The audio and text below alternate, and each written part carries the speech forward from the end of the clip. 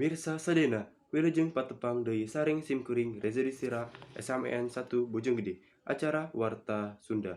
Simkuring bade ngadugikeun sabaraha warta anu parantos disiapkeun ku redaksi Warta Sakilas.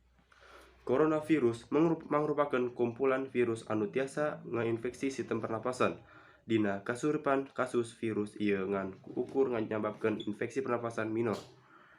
Saparantos flu. Nanging virus ieu oge tiasa nyababkeun infeksi pernapasan anu parah. Saparantos infeksi paru-paru, radang paru-paru. Secara umum, aya 3 gejala umum yang ayeuna tiasa nunjukkeun yen jalma kasereng virus corona nyaeta: demam suhu awak di luhur 38 derajat Celcius, batuk garing, hese di hirupan.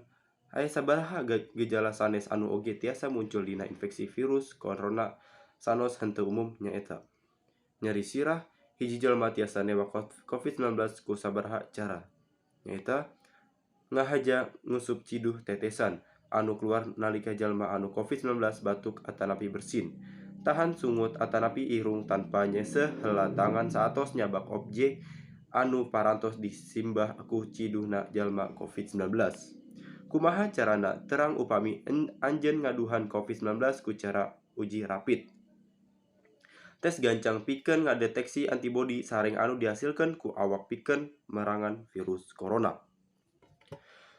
Rupina sakitu warta anu parantos didugikeun ku simkuring kapayun pamirsa sadayana. Mugi ieu warta janten manpaat kanggo pamirsa sadayana. Wilujeng tepang deui dina waktos anu kapayun. Hatur nuhun. Wassalamualaikum warahmatullahi wabarakatuh.